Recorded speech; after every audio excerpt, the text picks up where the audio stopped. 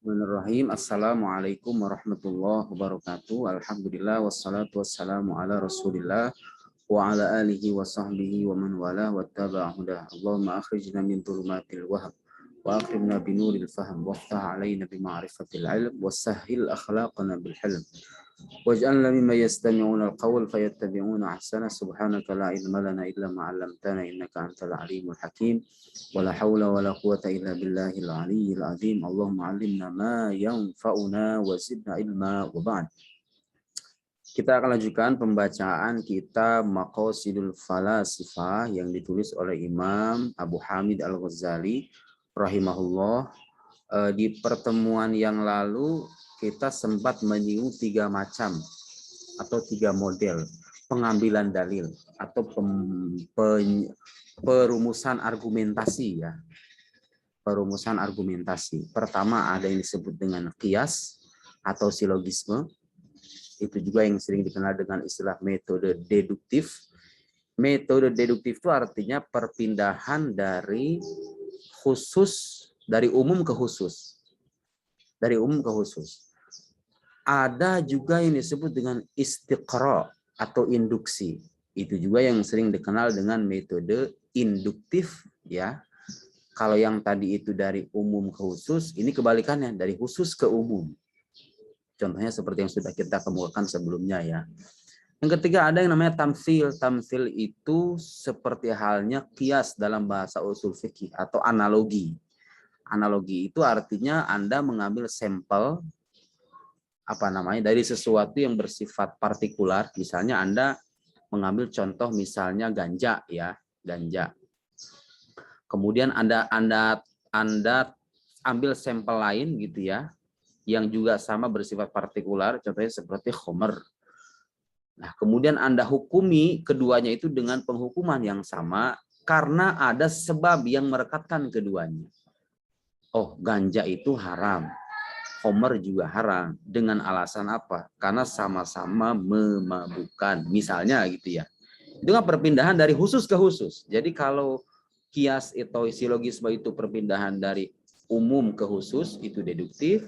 Kalau istiqra itu perpindahan dari khusus ke umum, dari yang partikular menuju yang universal. Sementara tamtsil atau qiyas, atau analogi, itu perpindahan dari khusus ke khusus. Itulah model perumusan argumentasi. 3 perumusan argumentasi yang dikenal dalam logika ya. Nah, logika klasik atau logika Aristotelian memfokuskan pembahasannya pada qiyas atau silogisme. Nah, berhubung qiyas atau silogisme itu terangkai dari istilah-istilah gitu ya. Ketika Anda bisa menyuguhkan argumen, Islam adalah agama yang benar. Islam adalah agama yang dibawa oleh para nabi. Setiap agama yang dibawa oleh para nabi adalah agama yang benar, kesimpulan Islam agama yang benar. Itu kan silogisme. Nah, berhubung argumentasi itu senantiasa memuat istilah-istilah dan istilah-istilah itu harus diperjelas. Islam itu apa? Nah, sebelum masuk ke dalam pembahasan tentang silogisme, para logikawan biasanya mendedahkan uraian tentang definisi, perumusan definisi, kaidah perumusan definisi. Karena itu penting. Sebelum Anda menyusun argumen dan argumen itu berisikan istilah-istilah, Anda harus perjelas terlebih dulu istilah-istilah yang Anda gunakan itu. Gitu ya. Dan dengan cara seperti itu kita bisa terhindar dari debat kusir. Kadang kan debat kusir itu terjadi ketika orang masing-masing kedua belah pihak salah atau keliru dalam memaknai istilah-istilah yang mereka perdebatkan. Yang satu maknanya begini, yang satu maknanya begini. Nggak ketemu-ketemu. Dan ketika mereka berdialog dengan konsepsinya masing-masing. Tanpa ada rujukan kaidah yang jelas. Akhirnya apa? Nggak ada ujungnya debat kayak gitu. Itulah pentingnya logika sekali lagi ya. Nah, sekarang kita akan lanjutkan uraian dari kitab Maqasidul Falasifah ini. Ini masih pengantar ya. Belum masuk ke dalam jantung pembahasan dari ilmu logika itu sendiri. Nah, sekali lagi buku ini ditulis oleh Imam Al-Ghazali sebagai upaya merekam pandangan para filsuf dalam aspek-aspek yang telah kita sebutkan itu, dalam logika, dalam fisika, metafisika gitu ya, dan matematika. Wayan Qasim halaman 36, silakan bagi kawan-kawan yang ingin mengikuti. Ini naskah yang saya download dari internet, naskah yang ditahqiq oleh Syekh Sulaiman Dunia. Anda bisa menggunakan naskah lain. Meskipun ini formatnya kurang begitu elok dilihat ya, agak miring-miring begini. Tapi secara otoritas keilmuan Syekh Sulaiman Dunia itu lebih otoritatif lah ketimbang pentahqiq yang lain. Kan itu ini yang kita jadikan sebagai rujukan. Wa yanqasim kullu wahidin minal had wal qiyas, wa yanqasim dan terbagi kullu wahidin minal had wal qiyas, masing-masing dari definisi dan qiyas dan silogisme itu ila ma huwa shawabun yufidul yaqin. Satu. Jadi ada masing-masing, jadi gini, jantung dari pembahasan logika itu kan ada definisi, ada silogisme, ada ta'rif, ada qiyas gitu ya. Ta'rif ini dirumuskan supaya kita bisa menyingkap gambaran-gambaran tentang istilah-istilah yang tidak kita tahu, gitu ya. Sementara qiyas atau silogisme itu dirumuskan supaya kita bisa menguji benar tidaknya pernyataan-pernyataan yang kita jumpai. Kan begitu intinya. Nah, masing-masing dari definisi dan silogisme ini ada yang bisa memberikan keyakinan, kemantapan gitu ya dalam keyakinan, ada yang benar dan kemudian bisa memberikan keyakinan ketika kita melihat bangunan argumennya gitu ya. Itu yang sering disebut dengan kias burhani gitu ya. Di antaranya kias yang bisa melahirkan keyakinan itu di antaranya adalah kias-kias yang tergolong ke dalam tergolong sebagai kias burhani atau argumen demonstratif. Saya sudah bikin satu episode, sebenarnya belum sempurna itu ya, uraian tentang argumen burhani. Bagaimana suatu kias itu bisa dikategorikan sebagai kias burhani, ada syarat-syaratnya. Jadi kias dan definisi itu ada yang meyakinkan gitu ya, ada yang benar dan meyakinkan. Wa ilamah wa ada juga yang keliru, walakinnahu syabihun bisawab, tetapi dia menyerupai yang benar. Nah, inilah yang disebut dengan, kalau dalam kias, kalau dalam silogisme sering disebut dengan silogisme sofistis atau kias mughalathah gitu ya. Saya beri contoh sederhana ya. Kias yang secara bangunannya dia sudah memenuhi kaidah, tapi karena materinya itu tidak sesuai dengan fakta gitu ya, kelihatannya benar, tapi dia itu sebetulnya salah gitu loh, keliru. Nah, kadang orang juga terjebak dalam kekeliruan semacam ini ketika dia tidak memerhatikan aspek materi pembangun dari argumentasi itu sendiri. Misalnya ketika orang misalnya bilang batu itu mati misalnya ya, batu itu benda mati. Setiap yang mati itu wajib disolati. Kesimpulannya batu itu wajib disolati. Secara kaidah itu sudah benar gitu ya. Itu kan bangunan silogisme dari bentuk yang pertama. Yang syaratnya itu ijabus sugro wa kulliyatul kubro. Premis minornya harus positif dan premis mayornya harus bersifat universal. Batu itu adalah benda mati, setiap yang mati itu harus disolati. Kesimpulannya batu itu harus disolati. Kan kesimpulan ini keliru, kan ngawur. Ngawur. Sebetulnya secara kaidah itu sudah tepat gitu ya, tetapi karena dia tidak sesuai dengan fakta dan dia cenderung ingin mengelabui lawan gitu ya. Di situ tuh ada sisi kekeliruan di sana. Yang bagi orang yang bisa mendeteksi itu, kekeliruan itu bisa terbaca. Yaitu ketika dia bilang segala sesuatu yang mati itu wajib disolati. Ya, itu kalau berkaitan dengan manusia. Tetapi kan dalam hal ini kita bicara batu. Batu itu benda mati, kita sepakat itu. Tapi ketika Anda mengatakan segala sesuatu yang mati itu harus disolati, itu bisa kita tolak. Karena ketika itu kita bicara tentang orang-orang, tentang manusia gitu kan, bukan benda mati. Itulah, itu seolah-olah menyerupai argumen yang benar, tapi pada hakikatnya dia keliru. Itu namanya kias mughaliti gitu ya. Itu kias atau silogisme sofistis. Merujuk pada istilah kaum sofis. Kaum sofis itu kan mereka pintar beretorika, pintar merangkai-merangkai argumen. Tujuannya mereka ingin membekuk lawan pendapatnya, tapi ternyata bangunan argumennya sendiri mengandung kecacatan secara logis gitu loh. Di antara karakter kaum sofis kan begitu. Mereka pintar memutarbalikkan fakta dengan kemampuan beretorika yang mereka miliki. Bisa mengelabui lawan. Atau contoh beginilah sekarang nih, contoh yang agak lebih rumit ya. Misalnya orang Wahabi bilang, segala sesuatu yang berwujud itu pasti bertempat. Misalnya begitu. Allah itu berwujud. Kesimpulannya berarti Allah itu bertempat. Karena segala sesuatu itu bertempat. Segala sesuatu yang berwujud itu bertempat. Allah berwujud berarti Allah bertempat. Misalnya orang berkesimpulan begitu. Nah, sekarang kita kalau misalnya orang tidak ngeh gitu ya dengan titik kekeliruan dari argumen tersebut, dia bisa jadi menerima kesimpulannya. Oh iya juga ya. Perasaan kan kalau kita amati segala sesuatu yang berwujud itu pasti dia bertempat. Di hadapan saya ada barang-barang tertentu, ada makhluk, ada tumbuhan, semuanya itu bertempat. Nah, sekarang Allah kan berwujud juga tuh. Kalau begitu Allah bertempat dong. Nah, di situ ada titik kekeliruan yang sebetulnya boleh jadi oleh sebagian orang tidak terdeteksi ya.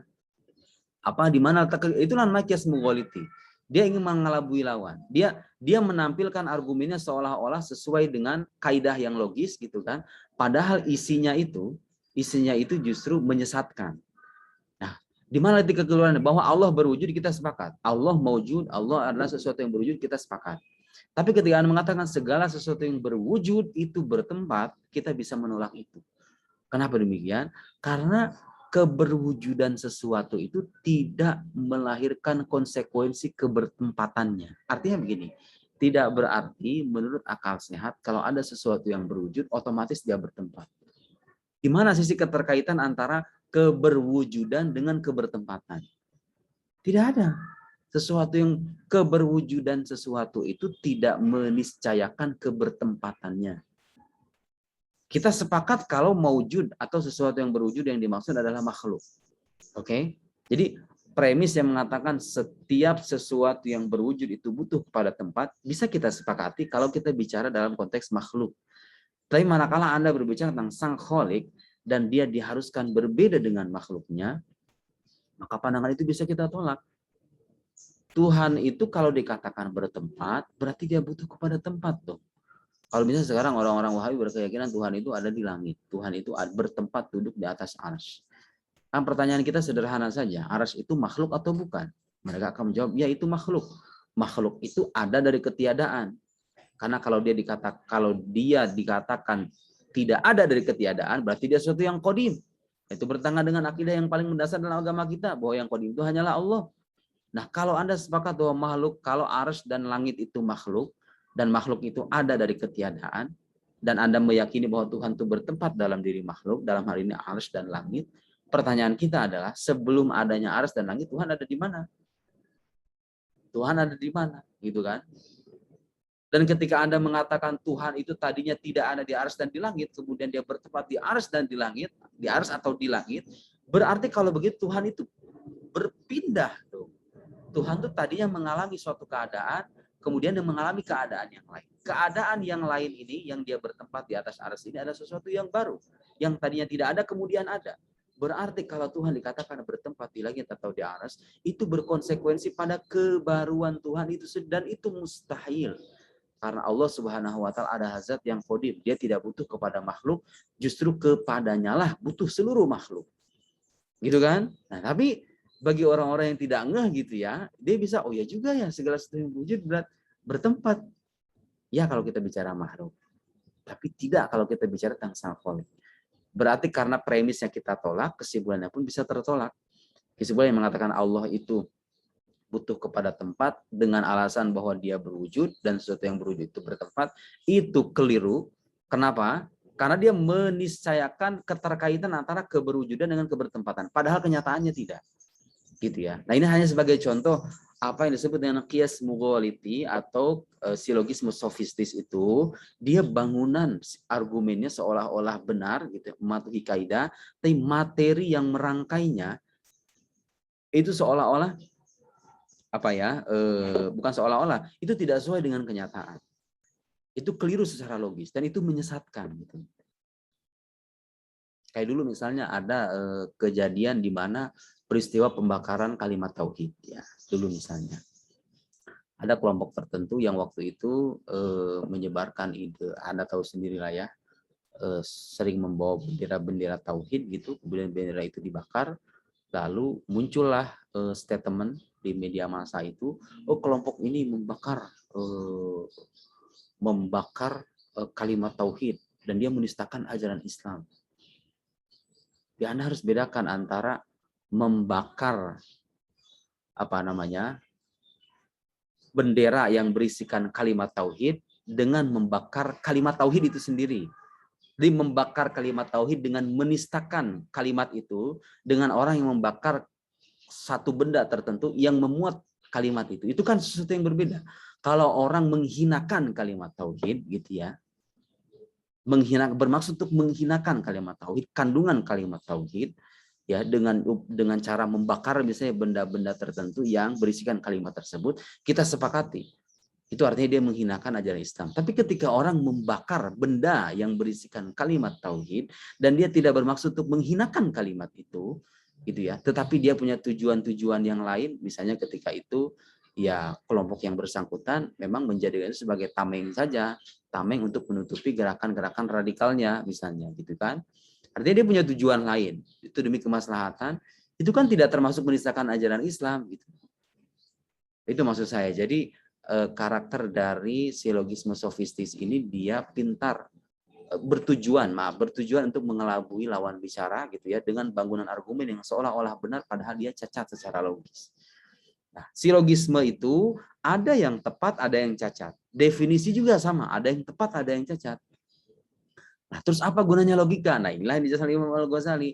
Fa'ilmul mantiq, maka ilmu mantik atau ilmu logika itu huwa al-qanun. Qanun itu artinya aturan. Undang-undang itu bahasa Arabnya qanun, karena dia mengatur sifatnya. Aturan alladzi bihi yang dengannya yumayyazu sahihul haddi wal qiyas, yang dengannya terbedakan antara definisi dan kias yang benar, anfasidihima, dari kias atau definisi yang cacat. Definisi itu ada yang benar, ada yang tepat, ada yang cacat. Silogisme atau argumen atau kias itu juga ada yang benar, ada yang cacat. Nah, ilmu mantik itu berisikan aturan-aturan, berisikan kaidah-kaidah yang dengan kaidah-kaidah itu kita bisa membedakan mana definisi yang benar, mana definisi yang cacat. Mana argumen yang benar, mana argumen yang cacat. Secara logis ya. Itu Gasa ilmu mantik itu menjelaskan itu. Ketika Anda ingin menjelaskan istilah A, itu perumusan definisi yang Anda ajukan itu benar atau salah. Itu Gasa ilmu mantik itu. Tugas ilmu logika itu begitu. Penting nggak usah, sangat penting. Sangat penting karena bangunan argumen kita itu berlandaskan pada istilah-istilah. Kalau tidak kita perjelas dengan baik, maka kesimpulan dari argumen pun akan terlihat cacat. Dan itu yang sering terjadi. Ketika Anda menyuguhkan argumen bla bla bla bla, ini argumen tepat atau tidak, logis atau tidak. Ilmu logika itu bertujuan mengulas itu. Kaidah-kaidah yang dengannya kita bisa membedakan mana silogisme dan definisi yang tepat, mana silogisme dan definisi yang cacat, gitu ya. Fayatamayyazul ilmul yaqini, fayatamayyazu maka menjadi beda al ilmul yaqini, ilmu yang bersifat meyakinkan, amma laisa yaqiniyan, dari ilmu yang tidak bersifat meyakinkan.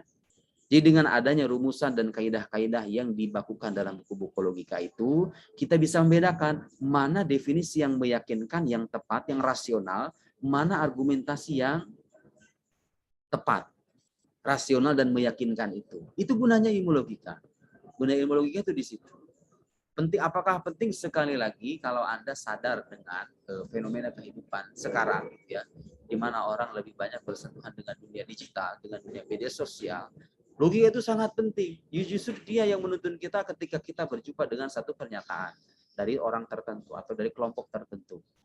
Bagaimana caranya kita bisa menguji ini pernyataan ini logis atau tidak, masuk akal atau enggak. Itu ilmu logika berperan di sana. Ketika Anda membaca istilah-istilah tertentu dari argumen yang mereka paparkan. Ini kira-kira perumusan definisi mereka sudah tepat atau cacat. Nah, kita hanya bisa tahu jawaban tentang pertanyaan itu kalau kita mempelajari dasar-dasar ilmu logika tentang perumusan definisi dan argumentasi. Wa ka'annahu, seakan-akan dia Ilmu mantik maksudnya al-mizan, timbangan, tolok ukur ya.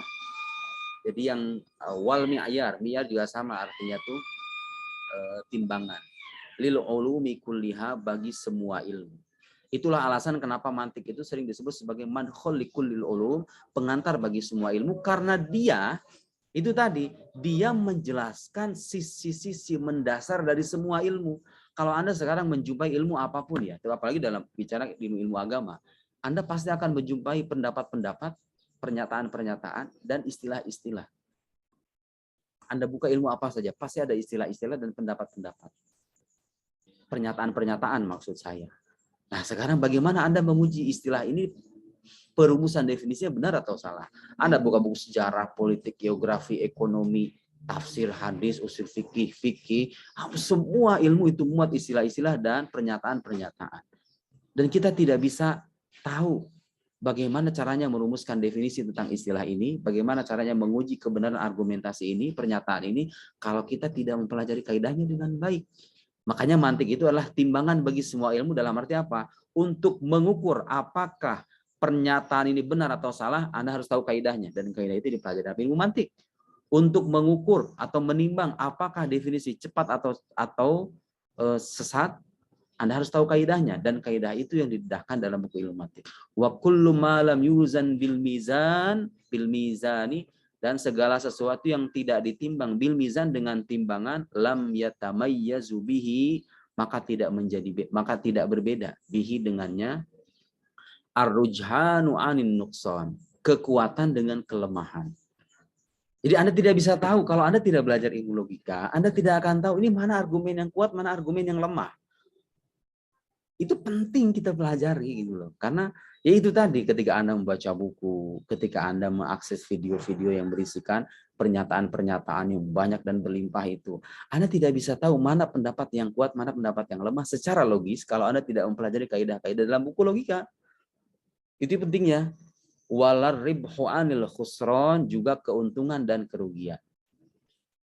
Anda tidak bisa membedakan antara mana pendapat yang menguntungkan dan mana pendapat yang merugikan. Dalam arti secara logis ya, mana pendapat yang kuat, mana pendapat yang lemah. Mana pendapat yang maslahat, mana pendapat yang bisa menimbulkan mafsadat. Mana yang merusak, mana yang tidak, gitu ya. Pendapat-pendapat yang beragam itu. Jadi kalau orang bertanya di mana relevansi ilmu logika, ya itu tadi. Menurut Anda penting nggak kira-kira kita belajar merangkai argumentasi yang logis, yang rasional, yang tepat, yang sistematis? Penting atau tidak? Kalau Anda berkata tidak penting, berarti secara tidak langsung Anda mengamini dan mengamini terjadinya kekacauan percakapan intelektual itu. Jadi setiap orang bicara argumen semaunya. Setiap orang mendefinisikan istilah-istilah yang mereka gunakan semaunya. Apa yang terjadi? Dari mana kita bisa membangun kehidupan intelektual yang sehat kalau cara kita merumuskan definisi, cara kita merumuskan argumen saja masih terlihat cacat. Disinilah pentingnya ilmu logika sebagai ilmu yang mengatur tata cara berpikir kita, baik dalam merumuskan definisi maupun dalam merangkai argumentasi. Saya cukupkan sampai di sini untuk pertemuan kali ini. Subhanakallahumma bihamdika asyhadu an la ilaha illa anta astaghfiruka wa atubu ilaik. Wassalamualaikum warahmatullahi wabarakatuh.